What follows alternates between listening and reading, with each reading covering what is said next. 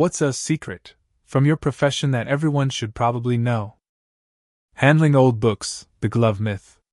You know how in movies people always pull out some old, rare book and put on gloves right away? Well, honestly, you don't really need gloves to handle old books, even ones in special collections. The best thing to do is just to have clean, dry hands. Why? Because wearing gloves actually makes it easier to accidentally tear a page since you can't feel the paper as well as you do with bare hands. The only time gloves are actually necessary is when you're dealing with things like artifacts, moldy stuff, poisonous books, usually those containing arsenic, like the ones in that Winterthur poison book project, and photographs. And these gloves aren't those white cotton ones you see in movies. It's usually just a snug pair of nitrile gloves. Also, about your old Bible, you probably think it's rare or worth a lot more than it really is, but it's not. That goes for a lot of book collections too. You'd be surprised how many people believe their Bible is super rare, but really, the Bible is the most printed book ever. We have hundreds of Bibles in our collections. Seriously, please stop sending us Bibles. Hospitality lessons, how to get help. Back when I worked in hospitality, man, I get how frustrating it is to show up at 10:30 at night and find out your room is not ready. Sometimes housekeeping is short-staffed, and if there were 2 big wedding parties checking out late that day, the cleaning gets backed up. It sucks, but that's how it goes. How you talk to me at the front desk will really decide what you get next. If you keep it cool and polite, you might score some free drinks, access to the lounge, a free meal, or maybe even an upgrade. But if you start getting personal or throw insults, you'll get a room eventually, but that's it. No extras. Seriously, just don't be a jerk at the front desk, and you'll be amazed what can be done for you. Here's a little extra info. Pilots were usually pretty chill because they had long breaks between flights, like 10 hours, and all they wanted was a bed and a bathroom. Flight attendants could be hit or miss. Sometimes they acted like jerks because they rolled in as a group, other times, they were just wasted. The high-end regular business travelers, think consultants who stayed there every weekend for half a year, were almost always nice, like 95% of the time. But they also knew what was reasonable to ask for, and what wasn't. They might ask for a lot, but always in a polite, calm way. Meanwhile, the bride's mom would freak out over something tiny, something so minor that we just couldn't fix it because it was a rare, weird situation. And here's something else. When people complain about their room not being ready at 10:30, they probably don't realize the front desk staff feels the same way. If you're standing there in front of me and have a magical idea to make a room appear out of nowhere, I am all ears. We aren't holding you back on purpose. We are told the rooms are not clean or ready yet. Being nasty won't get the room ready any faster. But being nice might make us more willing to bend the rules to help you out. If you're mean, we are just going to stick to the rules tighter. The hidden abuse, a teacher's truth. I've been a teacher for 23 years, and I totally get what you're saying. People give Child Protective Services a hard time, but they don't realize how bad some parents really are. Child Protective Services is mostly trying to stop the physical abuse. They are overwhelmed with cases of physical abuse. But what's even worse and harder to catch is the emotional and psychological abuse. That stuff is everywhere, and it's evil. The worst part is, it doesn't leave any marks you can see. There are parents who starve their kids just enough to hurt them but not enough to get caught. Some put a ton of salt in their child's food so they suffer all night and won't even let them drink water. Others make their kids do exercises like wall sits or arm lifts for hours, straight up torture. And if the kid stops or refuses, they don't get to eat the next day. Then there are those parents who keep their kids awake all night, cleaning the house. I could go on forever. There are just so many ways parents can hurt their children. And don't forget the awful, degrading things they say to their kids. What makes it even worse is that many of these parents are the nicest people you'd ever meet. They're the neighbors who volunteer, the parents who come to school and joke around with the teachers so the child feels like they have no one to turn to. Sorry for getting real, but I've seen so much of this. I don't really get to talk about it much because, well, it's depressing.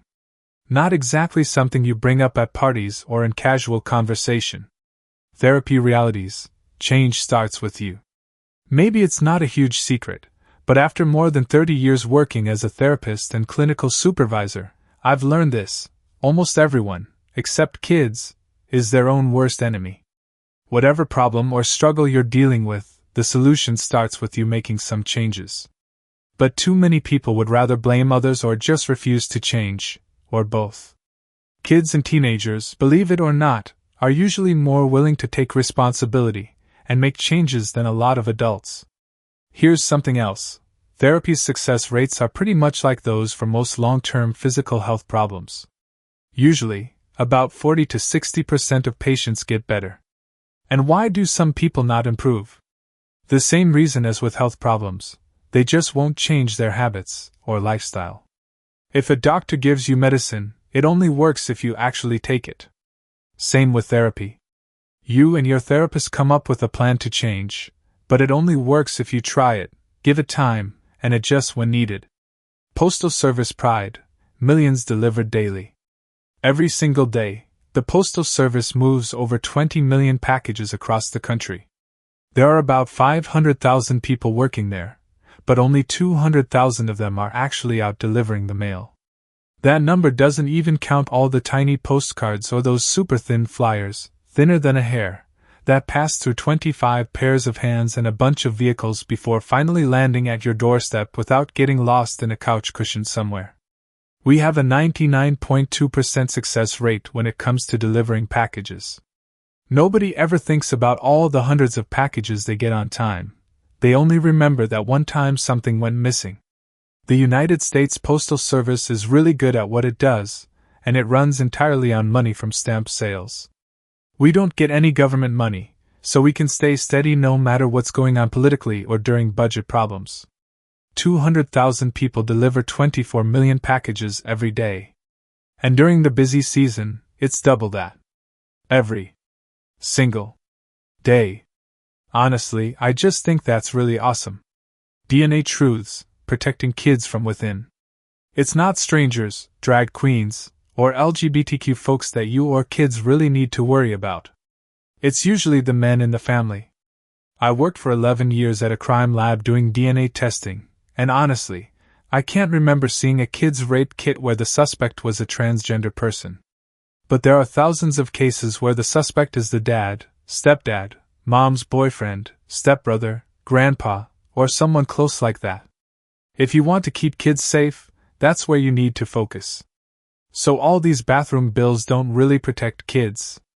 They just distract people from the real dangers. Here's some more info. Almost every rape kit comes with notes and a police report that tells you important details like who the suspect is and their relationship to the victim. It's pretty rare to see a case where the suspect is an unknown stranger.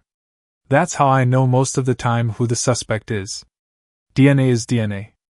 There's no such thing as trans DNA. We can tell the sex from the DNA. If that doesn't match what's written on the paperwork, we investigate it. Sometimes we get cases where the person is listed as their preferred gender, but their DNA says something else. That's important for us to know up front because, well, it's DNA. Most times, this info is in the police report. Bestseller secrets: gaming the system. It's surprisingly easy to become a best-selling author if you know how to play the system. Let me explain, since a lot of folks have been asking about this. There are a bunch of bestseller lists out there, but the two big ones authors want to hit are the USA Today list and the New York Times list. The USA Today list is easier to get on because it counts ebook sales, while the New York Times list does not. Publishers know this and often offer special perks to people who pre-order the book, like exclusive content or free stuff, to boost sales during the first week. That first week is super important for getting on these lists. Publishers sometimes buy thousands of copies of a book themselves. They report those sales as real, but the books usually get thrown away afterward. They also team up with corporations or schools to bulk buy books, which counts as real sales for the lists. Publishers pay bookstores to highlight their books, often calling them staff picks. Those staff favorites you see at Barnes & Noble? chances are they paid for that spot. Some publishers create different versions of the same book just to trick Amazon's bestseller lists. There are even authors, like that Pastor Mark Driscoll, who have hired shady marketing firms to lie their way onto bestseller lists. Publishers also pick categories for their books that have little competition. That way, it's easier for the book to reach number 1. Homelessness Economics, Political Short Site. I'm not talking about my current job, but back when I was an economist working for the Department of Housing and going to meetings with the Treasury and others, I learned something important. It was an open secret that ending homelessness, or at least getting really close to ending it, would actually cost less in the long run than doing nothing. But nobody wanted to deal with it because it was political suicide. The two biggest reasons for this were, first, it would take a bigger investment up front than people were willing to put in. But it wouldn't be as expensive as you think, and the money would come back quickly. Second, governments are famous for thinking short term. They only care about the next election, not what happens years down the road. So anything that shows real results in 4 or more years is basically off the table. On top of that, a pretty big and powerful group of voters would instantly hate the idea. Giving people something for free is seen as a bad thing by a lot of folks. They think, I didn't get things that easy. I worked hard. These lazy people are just taking advantage of us. Even though, honestly, helping the homeless helps everyone. It reduces costs later on, which saves money for governments and makes everything better for everybody. Education system flaws, the real crisis. The education system in the United States is way more messed up than most people realize. Every single way they measure success is seriously biased. A lot of students get literally 20 chances to pass basic tests just so the graduation rates look good. The standardized tests your state uses have backup tests, and backup tests for emergencies. The crazy part is those emergencies actually cover about 1/3 of all students. But you would never know because they mix all the scores together to make the pass rates look great. Since the COVID pandemic started, I've seen dozens of students graduate who can't even spell their own names or tie their shoes, and I work in one of the best counties in the country. The teachers in the worst counties? They deserve all the money and respect they can get. Most of these problems come from parents who won't accept their kids failing, some come from government folks who want to look good so they lower the standards, and a lot come from students cheating all the time and getting away with it because teachers don't have good tools or support to catch or report cheating, even when it's super obvious. You can guess why, based on the reasons I just gave. Even right now, Reddit's spellcheck is trying to tell me, children's is wrong. We are seriously screwed. Cell phone advice, keep it simple. Honestly, just restarting your cell phone fixes most problems. Restart that thing once a week, every week, and you'll avoid a lot of headaches. Now, Graham is an 80-year-old woman who can barely read or write. She does not need some fancy smartphone. If you absolutely have to get her a phone, just get her one of those flip phones. I know you want to FaceTime her and send stuff on Snapchat, but get over it. All those third-party cell phone sellers? They're crooks. They don't care about you. They just want to squeeze every penny they can before you notice, which is usually after the 14-day return period is over. If you can, find a corporate store instead. Never, under any circumstances, download a cleaner app or antivirus for your phone. They're all scams designed to steal your identity. Every single one. Even the famous ones. Phones are already secure enough without that garbage. And don't come telling me your phone showed up with all kinds of porn and junk on it when I'm the one who set it up for you. If I see that nasty phone in my store again, I won't hesitate to tell your wife, right there in front of everyone, and call the police if I have to. Newborn care decline, vitamin K and more. It's not really a secret, but in the last several months to a year, more and more parents have been refusing routine care for their newborns. Things that are totally routine, like giving a baby a shot of vitamin K in the muscle, putting on that eye ointment to prevent gonorrhea infections, and the first dose of the hepatitis B vaccine. That vaccine is a series of 3 shots, and if the first one is given right at birth, Then the second and third doses can be given at 2 and 4 months with other vaccines. Those doses have to be spaced out the right way. We also do newborn screenings on every baby. It's a special card with little circles where we put drops of blood from the baby's heel. Those cards go to a state lab. Big states have their own, smaller states share labs.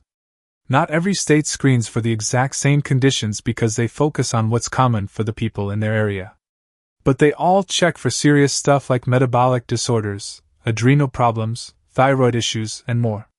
It's a screening, not a diagnosis, but it can catch some really rare and dangerous problems early before they cause big harm. Some metabolic issues can cause severe acid buildup in the blood, brain damage, and other terrible things. At first, parents were just delaying the hepatitis B vaccine until the baby's first doctor visit, which is okay if the mom tested negative and the baby isn't at risk of needing blood transfusions. Then they started skipping the eye ointment, which is also okay if the mom had prenatal care and tested negative for gonorrhea. But now, they're refusing vitamin K. That's a big problem. Vitamin K is part of the body's system to stop bleeding. Our gut bacteria produce it, but babies are born with sterile guts and don't develop the bacteria to make vitamin K for weeks. So in rare cases, if a baby starts bleeding and doesn't have vitamin K, they can bleed badly inside their guts, lungs, or brain. It's heartbreaking. I've been a nurse for 20 years, and we haven't seen vitamin K deficiency bleeding in babies for over 50 years because we've been giving vitamin K shots since the 1960s. But now, because of misinformation and pseudoscience, parents are refusing it again. The outcomes can be absolutely devastating, and it's all preventable. I've got a paper on this if you want it. One day, people are also going to start complaining about newborn screenings, saying their baby's DNA is being stolen or cataloged for some evil purpose. It's not true. There's no reasoning with these folks. Honestly, I'm just tired, boss. Talking to kids like they're people, why it matters. If grown-ups actually talk to babies and kids like real people instead of treating them like they're less just because she's only 4, she won't understand. Then about 70% of the kids I work with right now wouldn't have the problems they do. I see so many kids with delayed speech or trouble saying words right, and the parents always wonder why. But when I watch how parents and kids interact and hear their stories, I'm not surprised. A lot of parents just don't read to their kids anymore. Tons of them don't talk through the everyday stuff happening around them. Kids need that, hearing words and stories, to build their vocabulary and get ready to read. I'm not against TV, YouTube, or screens in general, but if you're depending on those to teach your kid or just letting them watch all day long, that's causing a lot of problems, not just with speech, but with other stuff too. Also, a lot of parents don't correct their kids when they say words wrong as they get older. I get that you don't want to be annoying and constantly correct them because that can hurt their confidence. But if you never fix things like saying tar instead of car because you think it's cute, you're actually hurting your kids' chances of learning how to talk right. And many parents talk baby talk all the time. That's okay in small amounts, but when every sentence or question is something like, "Oh, you want what in the blue cup?" instead of saying, "Oh, you want water in the blue cup?" then the kid isn't going to learn to talk like a kid their age. Food safety real talk, chicken, beef, and science. The poultry industry, and beef too, has a big issue with bacteria like Salmonella in chicken. This bacteria is around throughout the chicken's entire life. Good farming and processing practices can keep it low and help the processing plants reduce it to nearly zero. But there's no way to guarantee that the chicken you buy is absolutely bacteria-free every single time. That means the consumer has to be responsible and cook chicken to at least 165 degrees Fahrenheit for at least 15 seconds to kill off the bacteria. And you also have to be super careful handling raw chicken so you don't spread bacteria onto other food or surfaces. Beef has a similar problem with E. coli bacteria. The precautions for beef processing are a bit different, and I'm not as familiar with all of those details. If the United States stopped getting more and more skeptical of science every day, we could fix this problem by using radiation on the meat before packaging. But people are scared that would cause weird mutations, like growing a third arm or something. That fear was bad enough before 2020 and the COVID pandemic, but now it's way worse because people don't trust scientific experts anymore, thanks to all the fear-mongering. It's frustrating. Emergency room truths, what doctors really see and want. Hey, emergency room doc here. We don't make fun of you for getting that dildo stuck where it shouldn't be. We make fun of the ridiculous story you came up with to explain how it got stuck in the first place. You don't have to prove you have a high pain tolerance for anyone. We can tell when you're hurting. Hearing people say that just makes us all cringe. It's silly and doesn't help anyone. Please stop checking your blood pressure all the time. Measuring your blood pressure from moment to moment is almost never helpful unless you are in an intensive care unit or emergency room. Almost every day, someone tells me they check their blood pressure because of some weird feeling, and it's high. That just makes them more convinced their blood pressure is the problem. Then they check it 19 more times before calling their mom, grandma, aunt, and 2 cousins. Eventually, a family member tells them to come to the emergency room, and then 7 very worried people show up thinking you're about to have a stroke. This happens way too often. If you want to check your blood pressure, do it once a day, write it down, and then stop. And please don't come to the emergency room just because your blood pressure is a little high. Here's something frustrating: dental pain, especially in young people. I'm talking about teeth that are rotting and need to be pulled out. There's no good solution for that, so just avoid it. If you have surgery at one hospital and something goes wrong, for the love of God, go back to the same hospital. Write down your parents' medical problems and all the medicines they take. One day, you might be sitting with me, and I'll have to tell you about a big stroke they had. Having that information will be really important. It's almost impossible for me to get records from other hospitals quickly. Don't be too overweight. Sometimes I have to tell people they're just too heavy for modern medicine to help properly. They might not fit in a CT scanner or an MRI machine. Sometimes they don't even fit on operating tables or catheterization lab tables. Caring for patients over 600 pounds can be impossible. And besides that, being that heavy is incredibly unhealthy. Finally, be nice. Being polite and respectful goes a long way in the medical field. Patients and their families can be rude and disrespectful.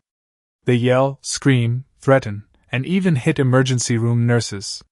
It's embarrassing, and everyone will notice. ChatGPT.